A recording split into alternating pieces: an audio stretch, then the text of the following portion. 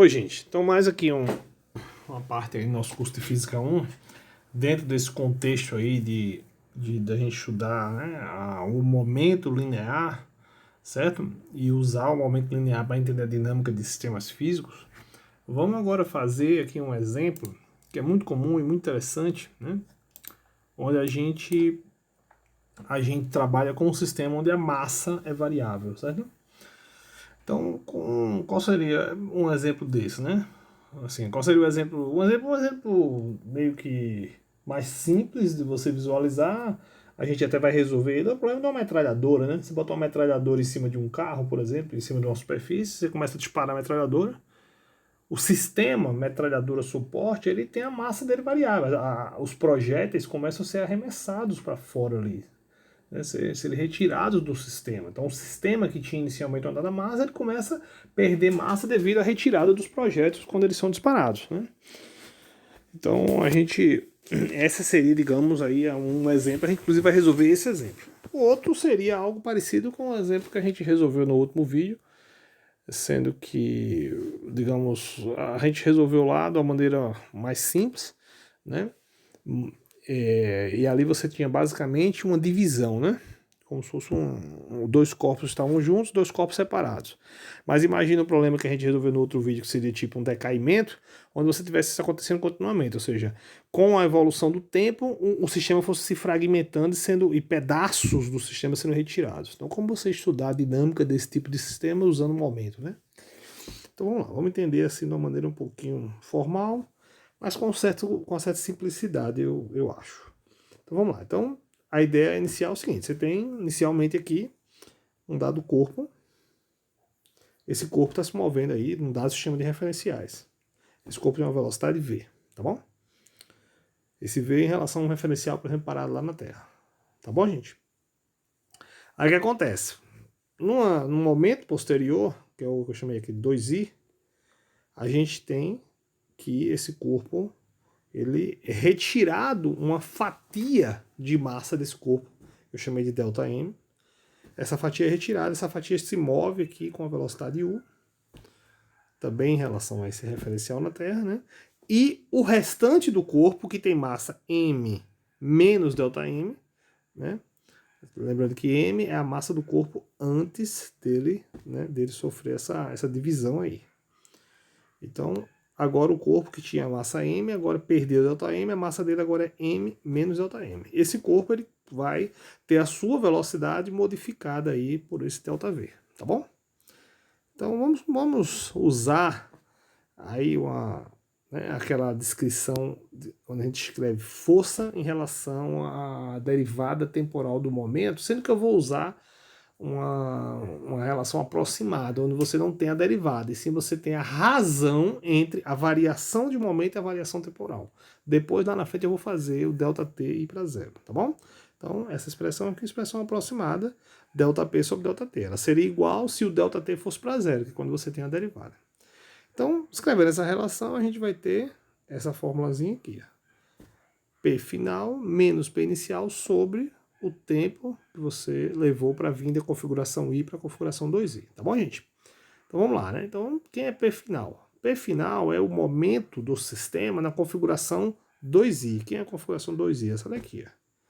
Então você tem este cara com velocidade, com momento dado por essa massa vezes essa velocidade, e você tem este cara com momento dado por esta massa vezes essa velocidade. Então aqui está a expressão. O corpo restante com massa m menos ΔM vezes a nova velocidade, e o outro corpo que tem massa dm ΔM vezes a velocidade u. Tá bom? Beleza? Os sinais estão tudo dentro aí da representação vetorial, ok? Quem é o momento inicial? O momento inicial é o momento da configuração I. O momento da configuração I basicamente é um corpo de massa m com velocidade v. Tá? Faltou aqui o tracinho, né? V. Ok, gente? Então, é isso aqui. Então, esse é o momento antes. Então, fazendo PF menos PI dividindo por ΔT, você chega nessa expressão aqui. Tá bom? Então, a força atuando no sistema, ela vai depender dessas quantidades aí. Aí eu vou começar a fazer agora o tal do limite, onde você vai ter ΔT indo para zero, né? Então, quando você deu ΔT para zero, você não tem uma modificação macroscópica na velocidade. Então, esse cara você pode desprezar. Esse cara aqui, quando você transforma em uma derivada, você tem que lembrar que tem que ter o sinal de menos, porque, nesse exemplo, particularmente, porque a massa está diminuindo. A massa está diminuindo. Então, aquele ΔM, aquela variação da massa global, ela é uma coisa negativa, tá bom? Então, substituindo isso aí, você chega nessa expressão aqui, que basicamente é essa expressão aqui. Então, ele é a mesma dt do momento, sendo que ele tem aqui um termo oriundo dessa variação temporal da massa. Tá bom, gente? E esse U é a velocidade desse pedacinho de massa que vai ser retirado do sistema. Tá bom? Pronto, então essa é a maneira de você fazer a descrição aí da dinâmica, né, desse sistema. Vamos aplicar isso no exemplo concreto para poder entender a aplicação dessa teoria. Então, vamos ver aquele problema da metralhadora que eu falei, né? Então você tem uma superfície, aí você bota um carrinho sobre essa superfície, esse carrinho aqui. Em cima desse carrinho você bota uma metralhadora. O sistema aqui, ele a priori ele está lá sem nenhuma força externa nessa direção horizontal. Existem forças na direção perpendicular à superfície, que é a força peso normal, mas na direção, digamos, horizontal, que é essa direção aqui, você não tem força nenhuma, tá bom? Não tem força externa, ok? E esse sistema tem inicialmente a massa M, que é oriunda de quê? É oriunda do carrinho e da metralhadora e com sua respectiva munição. Aí você liga a metralhadora, ela começa a fazer disparos aqui, ó. Que são as balinhas saindo para cá, para o canto esquerdo da tela, certo? Essa velocidade é a velocidade medida em relação a este referencial aqui na Terra, tá bom? E as balinhas, elas têm massa M. E a metralhadora, ela vai ter uma certa fração de balas que ela consegue disparar por unidade de tempo, tá bom? Então, a pergunta é, né? Como eu te falei, inicialmente você tem a massa total M composta de quê? Composta de a massa do carro e a massa da metralhadora, né? E sua respectiva munição. Você começa a disparar as balinhas têm velocidade U, e você, com o disparo, você está retirando massa do sistema. Está tendo uma variação da massa, né? Aí vai ter um dmdt aí, certo? Aí a pergunta do problema é, uma vez que você saiba a velocidade dos projéteis, calcule qual é a velocidade, no caso ele pede qual é a aceleração que esse sistema, aí, concomitantemente à velocidade, né, que esse sistema se move para o lado de cá. Tá bom? Beleza?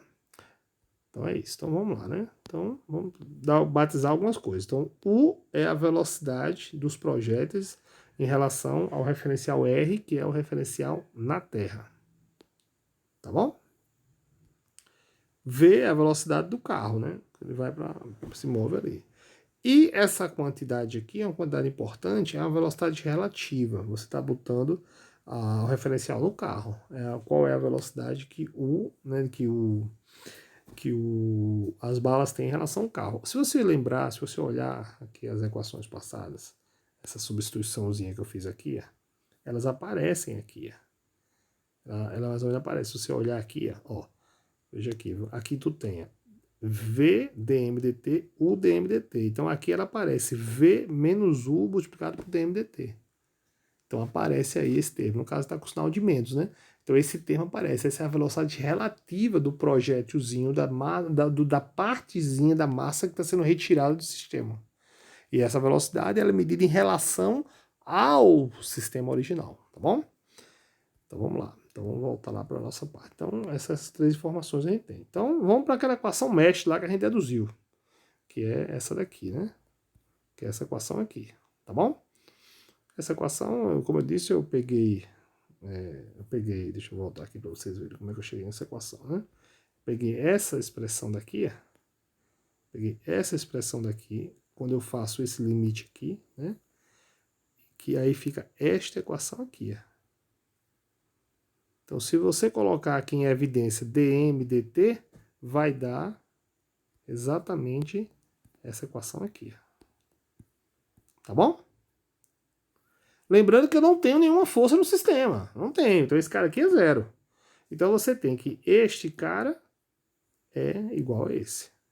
Quem é esse cara aqui? Esse é o cara que ele quer. Esse é o dv/dt. Quem é dv/dt? É a aceleração do carrinho. Né?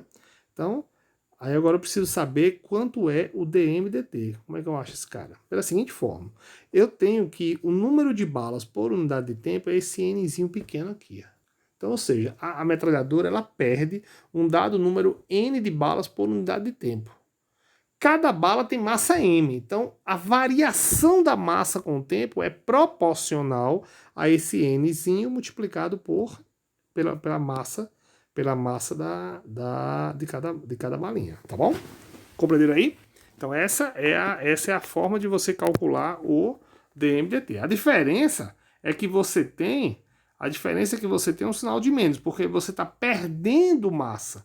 Então dm/dt, como eu já expliquei, ele é uma quantidade negativa. Tá bom?